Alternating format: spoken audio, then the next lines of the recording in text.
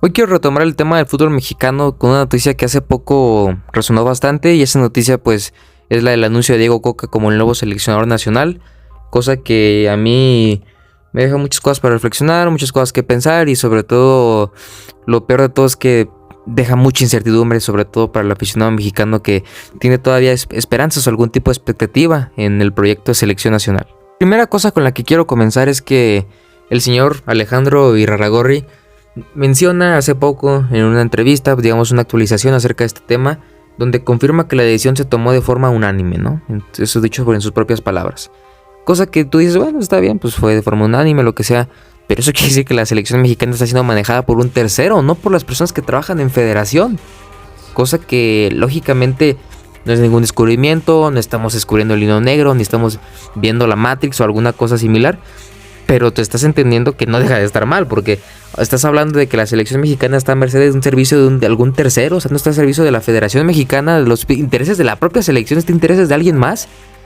Eso es bastante deprimente. Y es deprimente porque hace bien poco John de Luisa salía a defenderse en Fútbol Picante diciendo que no, que las decisiones de la selección mexicana no pasan por el señor Azcárraga, entonces pasan por Irarrágorri, o sea, pasan por Azcagorri, ¿no? O sea, algo así. Quiere decir que ya ni siquiera se tapan, ya ni siquiera te lo dicen descaradamente, o sea, es una completa y absoluta muestra de cinismo hacia el aficionado mexicano que te dice que la selección es suya, que la selección es de los mexicanos y que esta selección nadie te la va a quitar y es representativamente orgullosa, es lo más patriótico que tenemos en el país. Pero tiempo después ves que las decisiones las toma un empresario que en su sector privado, para su televisora y para sus determinados intereses, pues sí le conviene que determinadas cosas se manejen así, que la selección tenga este tipo de planeación, cosa que, como digo, me parece cínico, descarado y deprimente que ya ni siquiera tengan que ocultarlo, sino que directamente te lo digan a la cara y como si nada salgan a dar una conferencia de prensa con toda la serenidad del mundo para recalcarte que la selección no es tuya, está a merced de intereses de ciertos y determinados particulares. Así que todos sabemos que la selección es un organismo privado, o sea, tampoco estamos descubriendo nada nuevo, etcétera, etcétera, etcétera. ¿Cuál es el problema aquí? Que la selección te lo venden como algo público, como si la selección estuviera a merced o servicio de la ciudadanía o de los aficionados al fútbol mexicano. Cosa que obviamente te lo dicen para que tú puedas conectar, para que tú te sientas identificado, ¿no? Para que tengas ese apego, ese sentido identitario con el color verde y todo esto. Lógicamente no utilizan ningún símbolo de la bandera y esas cosas, pero aún así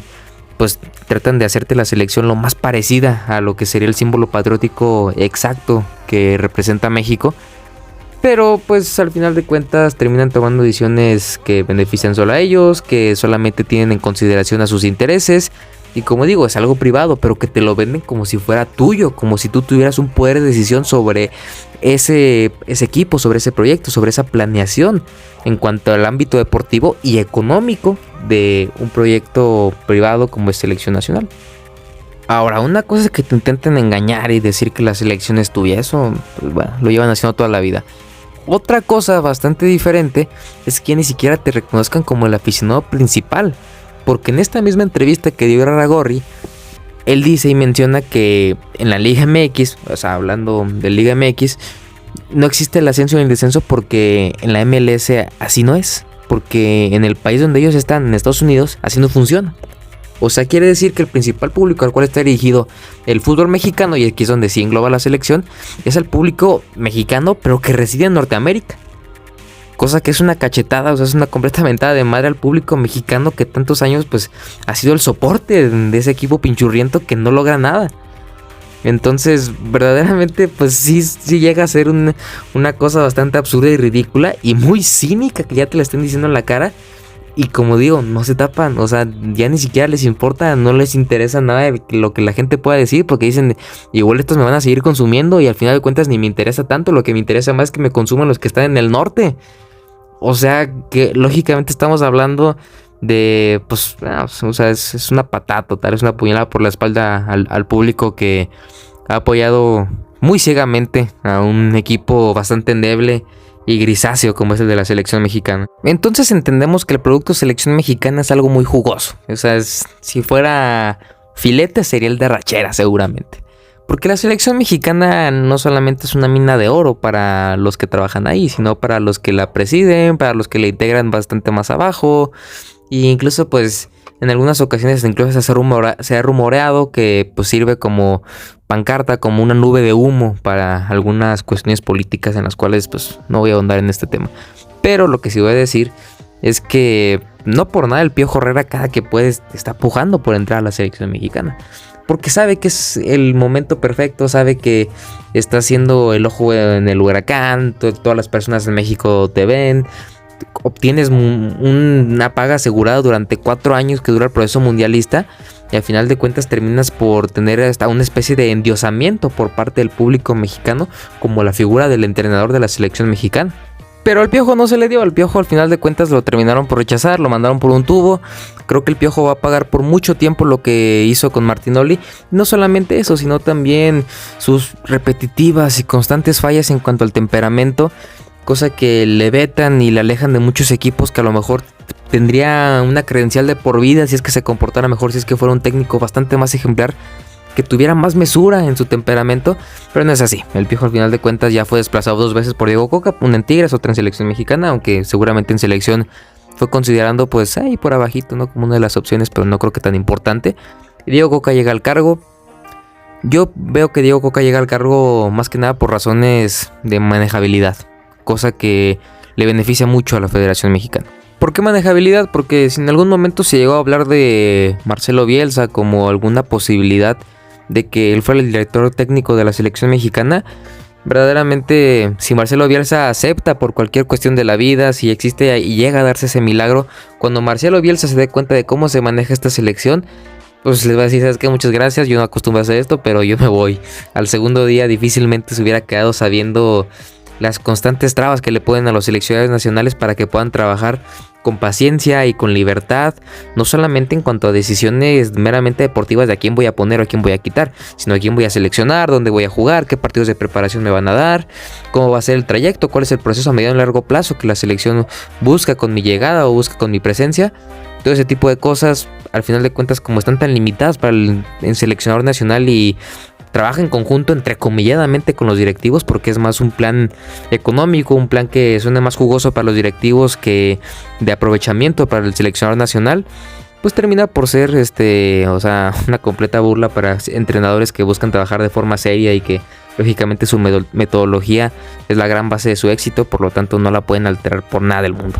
Y bueno, llega Diego Coca. Diego Coca es el entrenador que ya ha trabajado en México, ya sabe cómo se maneja el asunto, ya tiene una experiencia previa, sobre todo trabajando con directivos del fútbol mexicano, y entiende cómo está la cosa y sobre todo viene patrocinado y promovido por el padrino Irarrágorri,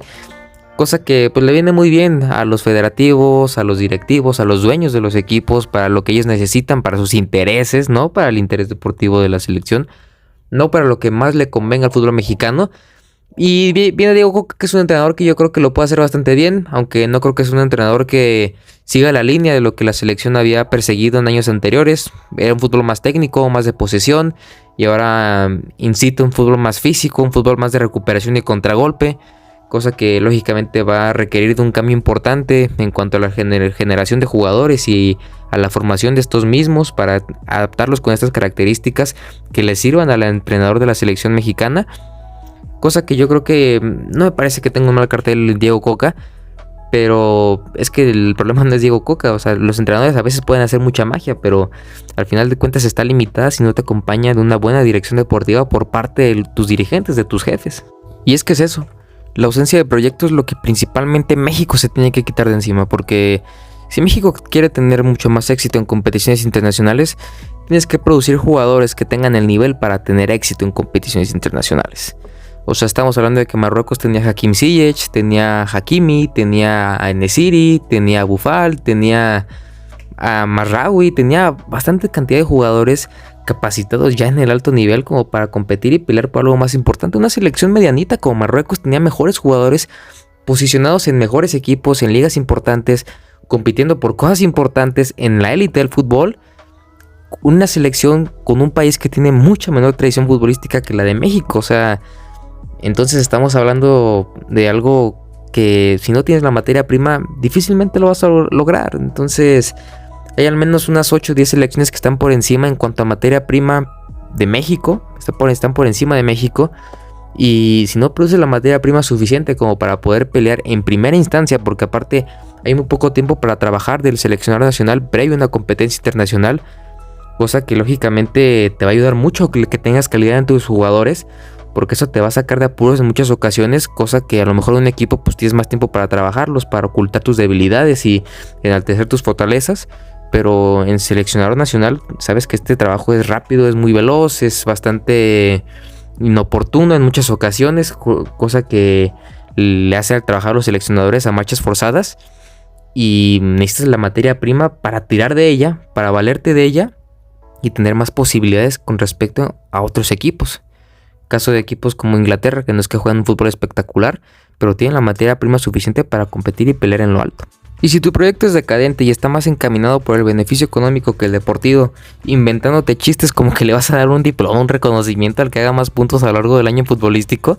pues dale el título. Si le das el título, seguramente sí van a hacer más puntos que los demás,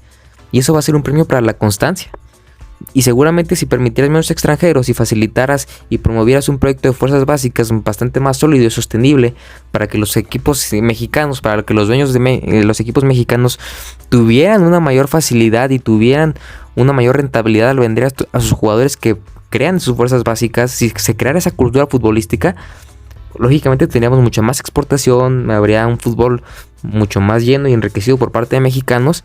y estarías evitándote tener extranjeros que pues serán muy buenos en su país, pero hay muchos que vienen a dar lástima nada más aquí en México. Parece que cobran el cheque y es lo único que hacen, es la mejor jugada que han hecho desde que llegaron a México. Así que si tienes dueños que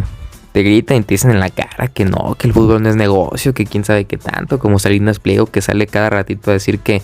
gasto más de lo que ingreso en el fútbol, pues ojalá se salieran, porque la verdad es que si gastan más es porque permiten que tanto sus directivos como entrenadores, como el caso de Gustavo Matosas, contraten jugadores de Sudamérica a sobreprecio por no investigar bien y por darle primas de fichaje incluso hasta al propio club que está comprando el jugador, como el propio club que está comprando merece una prima de fichaje. ¿Por qué? Pues